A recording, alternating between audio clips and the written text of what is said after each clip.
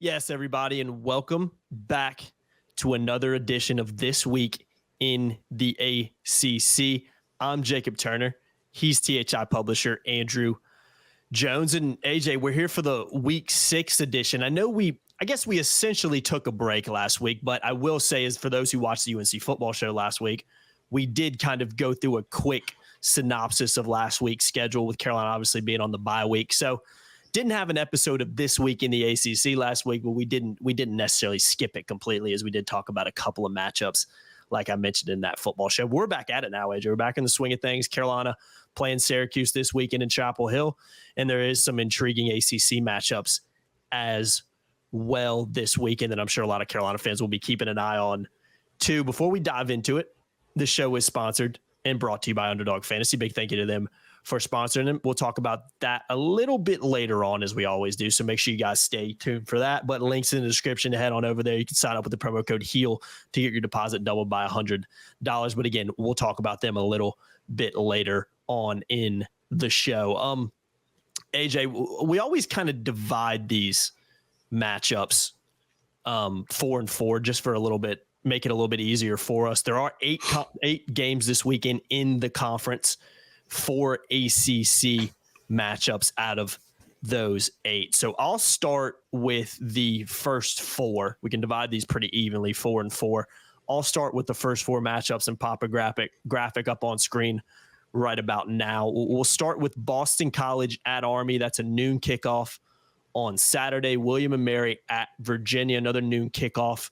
Might be the best opportunity for Virginia finally to get a win this year. Marshall at NC State, 2 p.m. kickoff in Carter Finley. That's going to be a tricky matchup. State going through a little bit of a quarterback change. MJ Moore stepping in for Brennan Armstrong. State offense has just struggled so much this year, obviously coming off a Friday night loss to Louisville last weekend. So they'll be looking to get back on track and get that offense rolling. Last one in this 4 out of these 4, Virginia Tech at Florida State, 3:30 p.m. kickoff.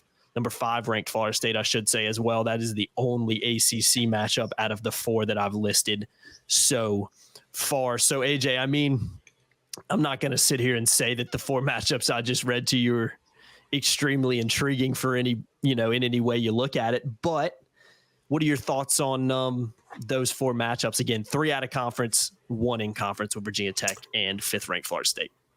And to note, we'll talk about games involving league teams that Carolina doesn't play, because it all affects the narrative of the league, and that ultimately is going to be important for UNC. I think Boston College can lose at Army.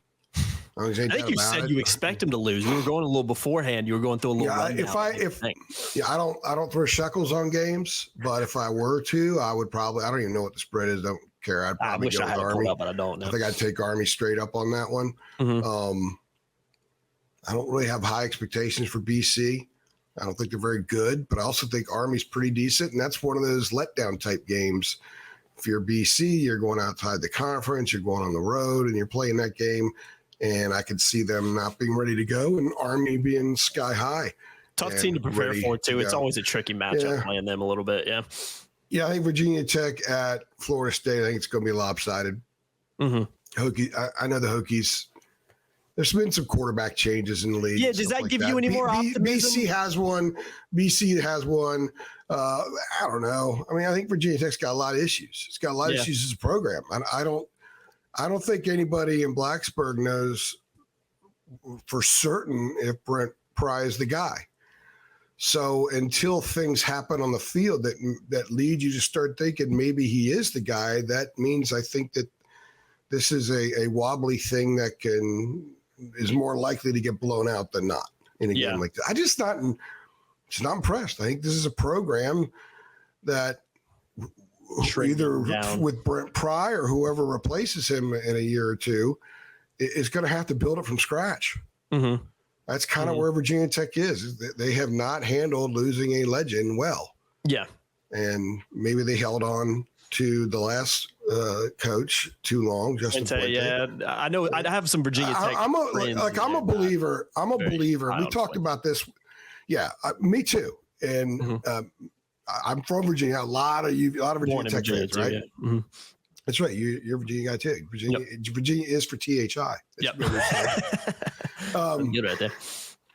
So I'm a big believer. We talked about this a lot last year with Tony Elliott. If you know it's not working, how come in the one industry in which you have to hold on to someone that you know it's not working with and keep paying them and keep them employed is college sports coaches? Yeah. Because let's say when I hired you in October of 2018, and I knew by March of 2019 that you weren't the guy, I could have just cut you loose. Yeah. Everybody here watching this thing's probably been fired before, and fired before you thought it was your time, before you had enough time, right? Most people have. I have. And there's a reason why. Once they know, hey, this guy's not for the job, this person's not for the job, we got to cut him loose. You cut him loose. But for some reason, college football and college basketball, we don't do that. Maybe it's because these buyouts are too big. Yeah, I think some of the contracts, you got to stop building in such a huge buyout with some of these guys. But I think there could be a point in time, perhaps in the next year, where maybe Virginia Tech's going to be forced to deal with this. And if you know, you know. Otherwise, it could set you back even longer. Georgia Tech basketball knew Paul Hewitt wasn't the guy in spite of the championship run pretty quickly, pretty soon thereafter, but was stuck with him and just kept taking the shine off that program, which was once a good program with a lot of national respect that had a great home court environment all the time. People used to call that place the Thriller Dome. And then it's been remodeled since then, but it's still the same structure. Now Georgia Tech can't get off the ground, basically. Had one flare-up under Pastner. My point is that if you know, you know. And I'm not saying Brent Price should be fired right now. I'm just saying that there are no indications suggesting that thing is going to go in the right direction. Like Georgia Tech, which made a hire almost at the same time, and a guy named Brent, there at least have been signs, last week notwithstanding, that Brent Key might actually be the right guy to get that thing going. There's a lot of similarities between those two hires. And I would say the Georgia Tech hire is ahead of the Virginia Tech hire. So I think the Hokies are going to get run out. And Carolina doesn't play either one of those teams either this year. But I do think it's important because I think you said before we hit the record button, well, you know, Carolina probably needs Virginia Tech to win that game. I think no, because I don't think Florida State's going to affect whether or not UNC gets into the ACC championship game. Other teams can affect it, but not FSU. That's true. So I think you need FSU to keep winning and be number one in the country. You go play them in the ACC championship game if you're undefeated. And if the CFP is ultimately your goal, I think a lot of Carolina fans watching this would like to dream of that. Some probably are laughing right now that we mentioned that, but I'm telling you right now, the people inside the Keenum Football Center think it's a possibility. So the best case scenario for UNC moving forward is to have as good a team possible that the Tar Heels would meet in the ACC championship game. And that would, I think, be an undefeated Florida State. So you need Florida State to win that game. Yeah. And I think that's, we haven't talked about it because it happened last week, but one of the reasons we decided to do this show is because of, you know, Carolina's aspirations, what they're looking to do this year. You have to look at the league as a whole to keep propelling. You want the league to do well. Let's put it that way. Yeah. Virginia Tech beating Pittsburgh at home last week. Carolina obviously beating Pittsburgh a couple weeks ago. Is that kind of example of what we're talking about where that doesn't help Carolina? You want Pittsburgh to win that game. You want Pittsburgh to at least try to find something and for that win to look better. That's a prime example of a reason that we do this show, I think, is Virginia Tech winning that game, quarterback change, winning. I mean, scoreline wise, it wasn't super comfortable, but it wasn't necessarily like a 3-point game or anything like that. It ended up winning relatively comfortably. That hurts Carolina in some ways. It's not a huge effect, but that's just a small example of what we're talking about here. Well, there's two things at play here. In basketball, there's the net, which was once the RPI. Think of an RPI for football, which is part of the factoring process when the committee gets together. In basketball, look at last year. Carolina fans were rooting for Ohio State to climb out of the cellar of the Big Ten in late February to give them a top 50 net win. Yeah. So you needed help. Generally speaking, you win enough games, you don't need that help, right? But in college football, when there's just a 4-team window at the end of the season this year, it'll change next year, but you'll still want to compare. Since there aren't so many games, comparing scores is part of the process. So South Carolina going to Tennessee and giving up a bunch of points doesn't help Carolina. Suddenly Carolina's 3 Power 5 wins don't look as good as thinking that they would look a month ago before any games were played. You figure you beat South Carolina neutral site, you take care of Minnesota, and you win at Pitt. And if you would have told me August 20th that they were going to do that by a combined 16.3 points a game, I'm like, wow. Now, I still say, wow, I think it's impressive, but Pitt's got huge issues. Hey, Garrett McLean rated up the 14th best team in the ACC, which I think is they're wrong. struggling, man. They're struggling. Excuse me. I think Virginia is the clear 14, but Pitt's not too far above them because they have what Pitt's problem that they cannot fix during the course of the season is they can't go out and get a quarterback. There's no QB taking online grad classes at Pitt who's at the beach somewhere that Narduzzi could call, like Dabo called a kicker who was unable to convert a kick against Florida State, guy who was tanning himself 5 days earlier. So they don't have that quarterback in the Pitt online grad school to call. So they're stuck. They're stuck with what they got, and it's not much. So these games are important. Comparing scores are important. Perspective of the league is important. That's why some of these non-conference games the ACC has this weekend are really big for the league. They had a bad weekend last weekend. And BC losing an Army doesn't help anybody. And NC State losing home to Marshall doesn't help anybody. Sure doesn't help Carolina because NC State's one of the Tar Heels' opponents. You want that game at the end of the year to carry some weight, importance. Yeah. Carry some weight. You don't want people to think, they just beat NC State, big deal. Mm-hmm. You want them to know that that's a decent win, especially at that time of the year. So all these games are important, and they all somehow come back to Carolina, some more than others. Yeah, no, I think that's, again, why we do this show for those who maybe wondering why Carolina site's talking about these other games. It all goes hand in hand, especially when you got a Carolina team ranked in the top 15 right now, trying to win an ACC championship, trying to maybe potentially play in a big bowl game, CFP, whatever may happen if Carolina keeps winning. All this stuff matters, and we talk about it in basketball a lot. We're going to talk about it in football now because of where the Tar Heels are at. Before we dive into the final four matchups of the weekend, AJ, 3 of which are conference games, I do want to give a thank you and a shout out to our sponsor, and that's Underdog Fantasy. And we're incredibly excited to be partnered with Underdog Fantasy. And we decided to partner with them for 2 reasons. Easiest place to play fantasy sports, and it's also the fastest growing fantasy app in the industry. I'm seeing Underdog Fantasy ads everywhere nowadays. TV, social media, YouTube, obviously. They are taking over the industry, and it's really, really cool to see. They got so much to offer, including their Pick'em game. And in Pick'em, we've explained this before, you pick whether your favorite players will have a higher or lower stat total in this week's game for a chance to win big. So maybe your favorite player is Drake May. You pick whether he'll have that higher or lower stat total against Syracuse, and you have an opportunity to win big by doing that. All you have to do is pick 2 to 5 stats of your favorite player. Could be Drake May in this instance, and choose whether they go higher or lower. You can 20x your money by going just 5 for 5 too. So if you can hit them all at the park, 20x your money, which is awesome. You also have a Best Ball Mania game. And for those who think they know football, there's a lot of people out there. You need to check this one out. This year's Best Ball Mania has $15 million in total prizes up for grabs, with the winner taking home $3 million. I don't think anybody watching this would mind having an extra $3 million in their bank account just by playing some fantasy sports. I'll tell you that for free. So sign up today. Promo code HEAL, HEEL. Get your first deposit doubled up to $100. Visit UnderdogFantasy.com, or you can find them in the App Store. And again, make sure you register with that promo code HEAL to get your first deposit doubled up to $100. Must be 18 plus. Present in the state where Underdog Fantasy operates. Terms do apply. If you're concerned with your play, call 1-800-522-4700 or visit ncpgambling.org. Big thank you to Underdog Fantasy. We like to make it easy for you. Just click the link in the description. It'll take you right on over there to get signed up. Again, thank you to them for sponsoring this show. All right, AJ, let's talk about the final 4 matchups of the weekend, starting off with Syracuse at North Carolina. We've already done a UNC football show on that, so we probably won't talk about this one too much, but go check that one out when you're done with this video. 3:30 p.m. kickoff in Keenan Memorial. Wake Forest at Clemson. It's weird seeing Clemson not have a ranking beside them. Even kind of weird not seeing Wake Forest have a ranking beside them, with this being 2 unranked teams playing each other, especially with how good Wake Forest has been over the past couple of years. That's a 3:30 p.m. kickoff in Memorial Stadium in Clemson.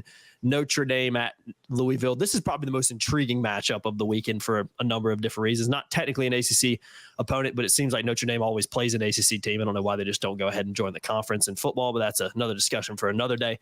10th ranked Notre Dame and 25th ranked Louisville. That game is in Cardinal Stadium. 7:30 p.m. kickoff, nationally televised ABC. So there'll be a lot of eyes on that game. And then final game of the weekend, Georgia Tech at Miami. 8 p.m. kickoff in Hard Rock Stadium. 17th ranked Miami looking to stay undefeated in that one. So these are the more intriguing matchups of the weekend, in my opinion, AJ. The Notre Dame Louisville is going to have a lot of eyes on it.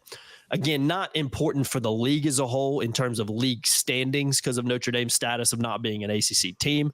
But Louisville, if they can get a win in that one, that continues to boost the conference. And Louisville coming off a somewhat impressive win against NC State, had to grind it out last weekend in Carter Finley, but they found a way to win and have now found themselves in the top 25.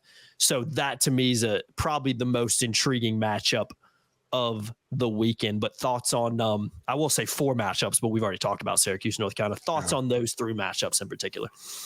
Well, I'll start with Louisville hosting Notre Dame. The league needs to end that 30-game regular season win streak Notre Dame has over the ACC. Crazy, it's part of perception. It's part of perception. They got to get rid of it. So it helps everybody. As long as that thing hovers over like an albatross, it hurts the league. So let's go ahead and sweep that crap off the front porch and get rid of it. And that's no longer a topic of conversation.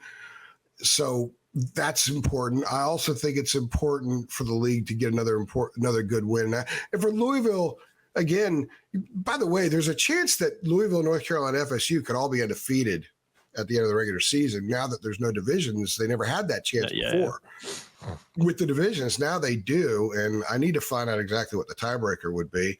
But I think Carolina's in perfectly good shape as long as they take care of business. But I think it'd be very important for the league to get rid of to get this win, get rid of that streak, get Notre Dame a loss, and elevate another ACC team that could end up playing North Carolina. You never know. Maybe Florida State does lose a game, but Louisville with its easy schedule, because the Cardinals do not play North Carolina, Clemson, or FSU, maybe that's the team UNC meets in Charlotte. Who knows? So I think it's best case scenario. We're not talking Syracuse, Carolina, because we did in the other video, but I want to go back to State Marshall real quick. I think that's a very intriguing game. Cannot wait to see what MJ Morris looks like Saturday in that game, because I think that's a gutsy move for Doran to make it. It may seem like an easy move to a lot of people, but they had already announced that Morris was going to redshirt, and Mac was talking on Monday about how they don't put out they don't declare any red shirts during the season because they never know when they're going to need a guy, and they don't want to tell a guy, hey, you're going to redshirt this year, and then 2 weeks later say, oh, I'm sorry, we actually need you now. Because guys go into a different kind of mode when they're redshirting. A lot of it's because their body, a lot of it's because certain skill things they're focusing on. So they sort of depart a little bit mentally, knowing they're not going to play in games, and then suddenly you try to bring them into a game a few weeks later, and they've kind of lost some of that stuff, right? I'm not saying what Doran's done is wrong. I think what he's done this because it reached critical mass. And it's just not working. So the Brennan Armstrong we saw in 2021 is not the guy we've seen the last 2 years. Some of it's him. Some of it's that he has not been surrounded this year with talent, but he was surrounded with a lot of receivers last year. So I think that they realize that's what they have to do. Now they also have to win a game. Losing at home to Marshall would be bad for the league. Marshall's a pretty good team, but it's also bad for Carolina. You want State to be good. So I think that that's a really intriguing game. The Louisville Notre Dame one is obviously intriguing for 1,000 reasons. That place is going to be wild. It's just unfortunate Louisville's going to run out of the tunnel in just hideous uniforms for sure, because that's what they usually do. Like the L you can't see on the black helmet and the names you can't see on the jerseys. Just wear your stinking uniform with Notre Dame there and beat them in your regular uniform, right? Yeah, I agree. Not a huge fan of Louisville's jersey. Georgia Tech at Miami. And Georgia Tech is just all up and over down, the map. Yeah. Mm-hmm. I think Miami pounds them. I think Miami's good. I do too. I think that's going to be a very intriguing matchup. And I think Miami is absolutely in the running for Charlotte. I think right now the teams that are absolutely in the running for Charlotte, 100%, Florida State, Louisville, Carolina, Miami. I still think Clemson's in the race. I do too. You can't count them out. Because if Carolina loses to Miami, then they're going to play a tiebreaker game possibly with the Tigers, right? Mm-hmm. So I think they're still in it. I'm not sure anybody else is. I think those are the 5. 2 of those, Duke perhaps, but we'll see how Duke responds. I think Duke's good. I don't know if there's enough against good team firepower there. We'll have to wait and see. Maybe it's there. I don't We'll know have to how. wait and see. I know Riley Leonard got hurt in the last kind of play against Notre Dame. I didn't look and I don't know what his status is this week. Obviously, Well, I mean, they don't have a game this week, yeah, so they have the bye nobody week, which probably helps. knows yet. Unless So we'll know more ITK next week. I hope there. he's not out because I want to see. I mean, he's a fun player. Really good. I tape all these games and I watch them. I want to watch a good player. I want to watch a guy who's going to play in the NFL quarterback because he's one of them. Yeah. There's maybe 5 in the league right now. The league's not as good at quarterback as we thought it was going to be. Well, it's not as good as we thought it was going to be. The struggles at Pitt, the struggles at NC State. There's struggles a lot of places. They just guys have not been as good as we thought that they would be. Mitch Griffiths, I don't think has been as good as people thought he would be at Wake either. So. And what's the other game I missed? Hold on a second. Let me pull it back up. Did we talk Wake Forest? Wake at Clemson. Yep. Excuse me. I think Clemson found something last week. It seems like it, doesn't it? It was very convincing against Syracuse. Yeah. In our Syracuse pod that we did, the football show pod, I talked about how Syracuse had the unenviable task of being one of the few teams to play a Clemson team in the last decade that went into a game with its back against the wall. It doesn't happen there, but it happened to Syracuse. So we don't really know how to judge them on that game, how to gauge what all that was. Was it a one-off for Clemson? Has Klubnik found something? I'm not sure yet because I still think that they have the same question marks, but maybe the defense winning some games and giving offense more opportunities to score is what Clemson must be the rest of the way.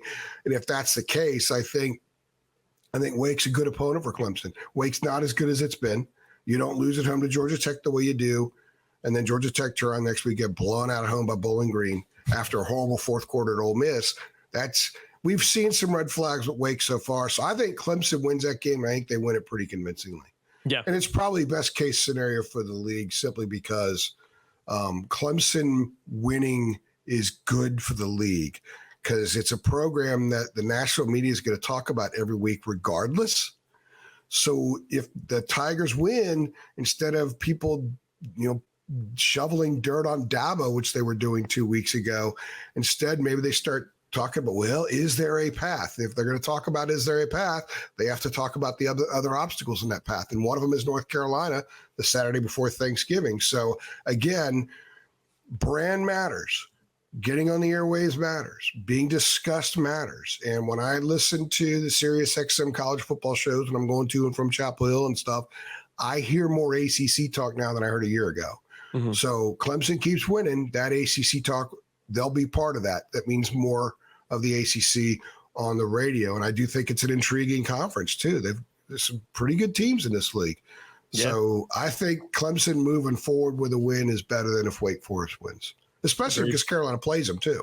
I agree. No, I couldn't agree more. We'll talk about, there's only one. As we always do to wrap this up, we'll talk about kind of Carolina's non-conference opponents and who they're playing this week. App coming off a win over Louisiana Monroe. I don't know if you saw the end of that game. I think they hit I was watching it. They hit a 54-yarder to win it, walk off. So they barely won that game, but did. And they're playing one nail biter after another. Yeah, man, they're not making it easy. It's been a theme. I'm not sure where that program is. Right, you're an App grad. I'm not sure Sean Clark has them where they need to be. I know. Obviously, know a lot of App State fans. People who went there, and there's a lot of people that aren't really sold on him. They've just struggled in conference play. They've had some flare ups and beaten some good ranked teams, Texas A&M last year, but have struggled in conference games really over the last couple of seasons. So I don't think that program is as good as where it was under Blake. And I know this isn't an App show. I think James Madison being in the league hurts them now. Madison's a highly appealing place to go. They're going to get some of the kids that were going to App. And I think Old Dominion, with the investment it's made, hurts App as well. I agree. App does play Coastal next Tuesday. I think that's why they're off this weekend. So that'll be an intriguing matchup too, because Coastal, one of the better teams in that league. Yeah, Tuesday night. Yeah, a little Maction Sunbelt action, I guess, is what they're going for. They do that every once in a while once they dive into league play.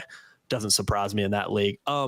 They're off this weekend as well as South Carolina. It has a bye week this weekend as well. It's the only matchup for non-conference teams that Carolina's played this year. We don't talk about Campbell as that's coming up later in the year. We don't talk about that. Is Minnesota. They're playing second-ranked Michigan. It's at Minnesota. So, I mean, if there's any optimism there for Minnesota fans, and that's there. But don't think there'll be many people expecting Michigan to lose that game or Minnesota to win that one, I should say. But if you're a Carolina fan, put on your Golden Gopher hard hat, whatever the heck they wear up there. I think the mascot wears a little hard hat. Put that on this weekend and root for Minnesota, because if Minnesota can somehow find a way to win that game, that does wonders for Carolina's, schedule and strength of wins, I'll say. But I don't think many people will be expecting that one. Are you thinking of Purdue? Purdue guy wears I want to say the Golden Gopher wears a hard hat too. I might be making that there's up. a couple. I like the old one, the old Golden Gopher one. I'm going to Google it on the phone while you character. talk, so I'm not ignoring you. But if you're a Michigan fan, I like to look at games like this. If you're a fan of the blue blood or the much higher rated team, how much concern do you have going into a game like this? I think this is a toe stubbing possibility for Michigan. Mm-hmm. Mm-hmm. I think Minnesota is good enough defensively and physical enough that this could be a toe stubbing game. The problem is Minnesota just looks like they're offensively challenged. The quarterback play was terrible in Chapel. That's the thing too. Carolina's last 3 games, they haven't played a good quarterback. He does not wear a hard hat, so I am an idiot. So thank you for that. Purdue guy does, Minnesota guy does not. Hey, now that we're using StreamYard, will we be able to see the image on your phone? Yeah, well, let's test it out. Let's test it out. I like the logo. It's a gopher. I'll show you the mascot. He does wear a headband for right? basketball. He does wear a headband for basketball, but that is not a hard hat. Here is a picture of him. I don't know if you guys can see it. I can't believe we're doing this. Golden Gopher. Can y'all see that? It's kind of bright. Yeah. You can kind of see if there's you know how State has the female male and Carolina has the female male mascot still? Yeah. Ram. Male? I can't remember. Like they have Mr. and Mrs. Wolf for State, which I love. Yeah. I wonder if they have like Mr. and Mrs. Gopher, whatever. Golden Gopher. Yeah, they have some kind of a nickname they say up there. I can't remember what they call that stuff up there. Well, I'll know next year. I'll be up there next year when Carolina goes. And by the way, there was another news item for the football show we didn't say. Huge breaking news, right? Instead of opening on the 31st at Minnesota, Carolina opens on Thursday, the 29th. So we will get a college football Saturday. Yes, I love that. 2 next year. Probably get 2, because of the bye weekend, whenever that happens. Yeah, heck yeah, that's nice. Yeah. Take that any day. So that'll start the college football season. So that'll be pretty cool. That'll be cool. That'll be a cool matchup. Yeah, they host Minnesota. I think for Carolina fans, just look and see how they do. Yeah. Just gauge. Tune into that game. I do think it's a possible toe stubbing game for Michigan. What time does it start? I was just going to look that up. I want to say it actually might start at the same time as Carolina's game. Because I think an early start, the earlier the better. The earlier the better on that. Ooh, I take that back. 7:30 p.m. So Carolina fans can watch that one as long as Syracuse game doesn't go into overtime. You can tune into most of that. Might work. Yeah, 7:30 p.m. kickoff.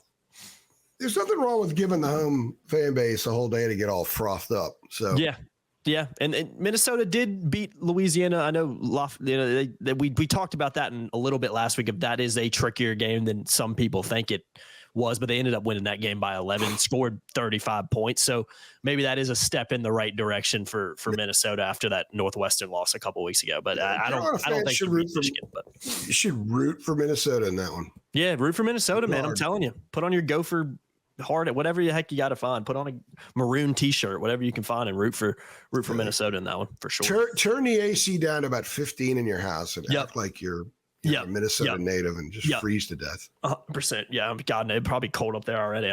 Maybe not. I mean, I don't know. Well, let's see. What is it? Only 70 degrees this weekend in Chapel Hill. So, I mean, it wouldn't surprise me if it's maybe a high 40s game up there at 7:30, AJ, maybe low 50s creeps into the high 40s potentially up there. Wouldn't surprise me with it. Not going to be hot here this weekend. High of 55 Saturday, low of 42. It'll be in the 40s. Although 66. We're recording this Wednesday afternoon. It's 66 right now in Minnesota. Wow. 70 degrees this weekend for Carolina's matchup. So. High of 68, and they got a baseball game there today, which is good because I've always wondered now that the World Series goes in November. Yeah. This year, Game 7 would be November 4th. What would a Game 7 in Minneapolis at nighttime be like? Cold. Put it that way. I don't know how you play baseball in 40-degree weather. I wouldn't want to do that. Put it that way. They have a cool ballpark. It's a lot better than the baggy dome they used to play in. The baggy dome. That's a great name. The glad bags out there and outfield wall. Minnesota, heck of a football stadium too. I was looking at some pictures. I know it's a newly open. Oh, it's only a couple years old. Yeah, it is. Nice. It's like state of the art. If you ever really nice. Carolina, we'll tell Carolina fans in 10 months before we head up there to check out this virtual, or not the virtual, it's an actual like a drone tour or something like it's sweet. it's awesome. It's awesome. I'm looking forward to going up there. No, definitely. That's a ways away. But yeah, AJ, that'll do it for this week in the ACC. Those are the big time matchups in the league, and 8 matchups, 4 conference actual matchups this weekend, but 8 games total in terms of ACC teams. So as I'm sure a lot of Carolina fans do, besides when they're watching UNC play, keep an eye on the league, keep an eye on, see how it goes. Tune into that Minnesota game when you get home from the Carolina game, or after the flip on over when the game's over. You'll probably be able to catch that one from start to finish if you want to. And again, be rooting for Minnesota as we get I'm just getting the same thing as you. That's that federal alert. No, a little test right there. It's actually a test. It's a national federal test alert. It's scheduled for 2:20, so it's almost 2:20. They knew we were still recording, AJ, so they said we'll move it up 2 minutes just to mess up the podcast because we would have been off by 2:20. So. Everyone's getting this, so they'll know exactly when we're recording this. Yep. This is a test of the National Wireless Emergency Alert System. You should have seen the conspiracy theories about what this might be.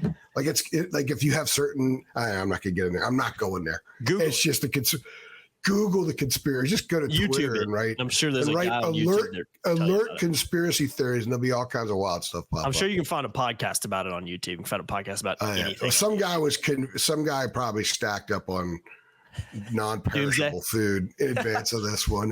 He's got like 80 cases of water in the back of the house. Bought all the cans. 8 generators.